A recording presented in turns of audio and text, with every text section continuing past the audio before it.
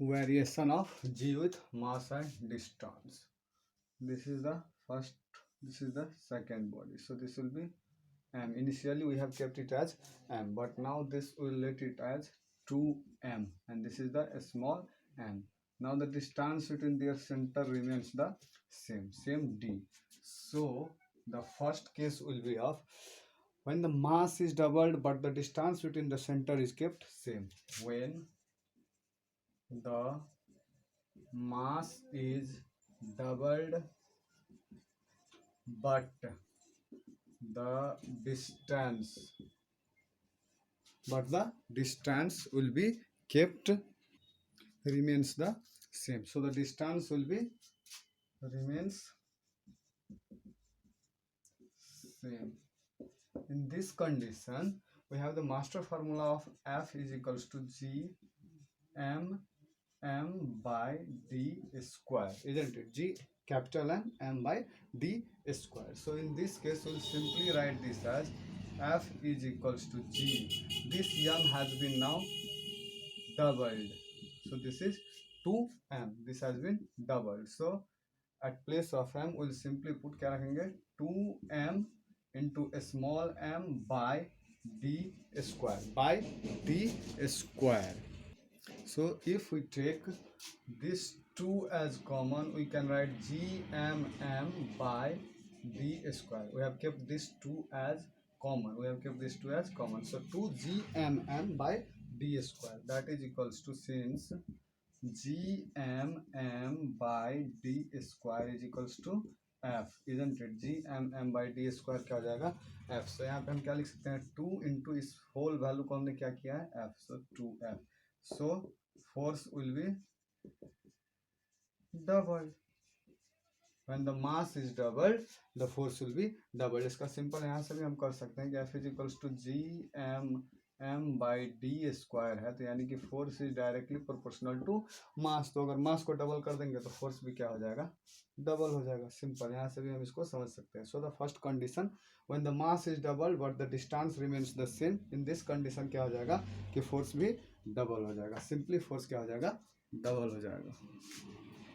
अब जो next condition होगा उसमें जनरली क्या हो जाएगा कि हम मासेज जो है ना यहाँ पे हमारे पास, अब इसको देखिए यहाँ से इसको सिंपली हम क्या कर देंगे, रिमूव करके when the mass is doubled किए थे फर्स्ट में, अब मास को कांस्टेंट रख देंगे और डिस्टेंस को क्या करेंगे, हाफ करेंगे. मास को constant, masses are constant but the distance is halved, यानी कि डिस्टेंस मासेज जो है यम है मासेज सेम रहेगा और हम डिस्टेंस को क्या कर देंगे, हाफ कर देंगे, d/2 कर देंगे. This distance is made now d/2. So f is equals to gmm by d square. तो अब इस d को हमने क्या कर दिया है, d/2. तो इसको हम सिंपली क्या लिख देंगे, f gmm बाय d/2 को होल स्क्वायर कर दिया जाएगा. यहाँ पे f is equals to gmm by d square, gmm by d square, यही ना बोले थे हम. इसको एक बार फिर से दिखा देते हैं. तो gmm यानी कि m और m सेम रहेगा, डिस्टेंस को क्या कर दिया गया है, आधा कर दिया गया है, इसका स्क्वायर कर देंगे तो gmm by D square by 4, यानी कि ये 4 रेसिप्रोकल में जाएगा तो क्या हो जाएगा 4 gmm बाय डी स्क्वायर. ये gmm by D square equals to F आता है हमको, इसलिए हम क्या लिख देंगे 4f. ऐसे भी समझा जा सकता है कि g is inversely proportional to D square, यानी कि g is equals to, g को यदि हम f को ही ले लेंगे, यहाँ पे g नहीं लेंगे, f लेंगे. f is inversely proportional to D square, यानी कि 1/d/2 का होल स्क्वायर, यानी कि 1/d स्क्वायर बाय 4, यानी कि 4 इंटू क्या आ जाएगा हमारे पास, 4 गुना ज़्यादा हो जाएगा, यानी कि 4f हो जाएगा. सिंपली यहाँ से भी हम समझ सकते हैं. तो ये रिलेशन भी अगर याद रहता है तो उस हिसाब से भी ये किया जा सकता है. अब इसमें तीसरा कंडीशन हम देखेंगे. अब इसमें एक न्यूमेरिकल्स देख लेते हैं कि इस हिसाब से क्वेश्चंस कैसे आ सकते हैं। तो क्वेश्चन कैसे पूछे जा सकते हैं, simply calculate the gravitational force, यानी कि हमको क्या पूछ रहा है कि ग्रेविटेशनल फोर्स को क्या कीजिए आप कैलकुलेट कीजिए between two masses of 30 kg and 10 kg। अगर between two masses 30 kg and 10 kg, 30 kg और दूसरा वाला 10 kg का एक मास है। व्हेन द क्या है उनके बीच का डिस्टेंस क्या है, व्हेन दे आर केप्ट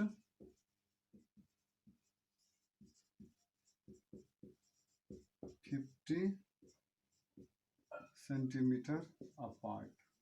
यानी कि क्या बता रहा है, एक ये है एक दूसरा मास ये है, दोनों के बीच के सेंटर का डिस्टेंस कितना है 50 सेंटीमीटर, 50 सेंटीमीटर का डिस्टेंस। और बोला पूछा क्या जा रहा है कि एक 30 kg का और एक 10 kg का, ये 30 kg का ऑब्जेक्ट है, ये 10 kg का ऑब्जेक्ट है। इस हिसाब से हमको क्या पूछा जा रहा है कि दोनों के बीच में इतना डिस्टेंस दिया है, अब फोर्स निकालिए। तो सिंपली हम क्या कर सकते हैं, सॉल्यूशन हमारे पास क्या है, गिवन m1 इजिकल्स टू, या फिर सिंपली इसको ऐसे भी ले सकते हैं m is equals to 30 kg, small m is equals to 10 kg, या फिर m1 और m2 भी लिया जा सकता है। m1 और m2 is equals to 30 kg और 10 kg, 30 kg और 10 kg। अगर 30 kg और 10 kg दो मासेज हैं हमारे पास, तो हमको क्या पूछा जाएगा कि डिस्टेंस कितना है, distance is equals to 50 centimetre है, यानी कितना हो जाएगा ये 50 सेंटीमीटर नहीं 500 सेंटीमीटर है। ये 500 क्वेश्चन है, 500 सेंटीमीटर यानी कि 5 by 500 by 100 that is equals to 5 metre हो जाएगा। इसको ऐसा यूनिट में पहले लिखना बहुत ज़्यादा जरूरी है। तो क्या हो जाएगा 5 मीटर हो जाएगा। तो डिस्टेंस अगर 5 मीटर है हमारे पास, तो फोर्स क्या लगा देंगे, F equals to GM by T square, यानी कि 6.67 into 10 to the power minus 11 into M कितना है 30 इंटू 10 बाई डी स्क्वायर, यानी कि 5 का स्क्वायर। तो अगर इसको हम यहाँ से कैलकुलेशन करेंगे तो 30 इंटू 10 हमारे पास कितना आ जाएगा 300, यानी कि 300 का अगर हम टोटल कैलकुलेशन करके देखते हैं यहाँ पे 6.67 into 10 to the power minus 11 into 300 by 25। तो इसका हमको कुल अप्रोक्सीमेट वैल्यू, अगर आप लोग कैलकुलेटर है आपके पास तो करके देख लीजिए, जनरली कितना आ जाएगा हमारे पास 8 into 10 to the power minus 10 आ जाएगा हमारे पास, 8 into 10 to the power minus 10, 8 into 10 to the power minus 10 newton. Force है तो किस चीज़ में आएगा, न्यूटन में आएगा। तो इस हिसाब से क्वेश्चन पूछे जा सकते हैं और इसी हिसाब से हम आंसर्स भी इनका बनाएंगे। अब जो नेक्स्ट चीज़ है वो है ग्रेविटी और ग्रेविटेशनल फील्ड। ग्रेविटी और gravitational field, gravity and gravity and gravitational field, gravity and gravitational field. तो ग्रेविटी एंड ग्रेविटेशनल फील्ड है, अगर इसको ऐसे देखा जा सकता है कि ग्रेविटी क्या है और ग्रेविटेशनल फील्ड क्या है। ग्रेविटी सिंपली यानी कि gravity, the gravity is the force with which any body is attracted towards the center of the earth. Gravity, the force with which any body is attracted towards the center of the earth. The force with which any body is attracted towards the center of the earth, यानी कि towards the center, यानी कि centre की तरफ जो force किसी भी चीज़ को खींचता है अपनी तरफ, उसको ही हम क्या बोलते हैं, ग्रेविटी बोलते हैं। तो ग्रेविटी में जनरली ये हो गया। अब इसके बाद क्या है, gravitational field. Gravitational field, gravitational field, gravitational field का मतलब क्या होता है, ग्रेविटेशनल फील्ड का ये होता है कि ग्रेविटेशनल फील्ड ऐसा चीज़ है जिसमें क्या होता है कि वो फील्ड टोटल उतना फील्ड जितने पे उस प्लानेट का ग्रेविटी क्या करेगा, एक्ट करेगा। So the field of the planet around which the effect of gravity can be felt, the effect of gravity can be felt। ये जनरली अब वो फील्ड है जिसपे क्या होता है, उतना एरिया है जिसमें क्या होता है, जैसे मैग्नेटिक फील्ड में होता है कि जितना दूर तक मतलब actually the magnet has its capacity to attract और repel anybody, in the same way gravitational field भी वो फील्ड है जिसके अलॉन्ग में क्या होगा कि जनरली ग्रेविटी का इफेक्ट हम देख सकते हैं किसी प्लानेट पे। अब generally gravity of a planet क्या होता है कि हेवनली बॉडी या फिर किसी प्लानेट का एफ इज इक्वल्स टू हम क्या लिखते हैं, simply F is equals to हम लिखते हैं कि एम जी लिखते हैं कि नहीं, एम जी लिखते हैं which is equals to W, W is equals to also M G, weight of a body. So यहाँ से वेट का भी हम निकाल सकते हैं कि वेट, वेट क्या है, weight is equals to the force of gravity acting on a body of mass M.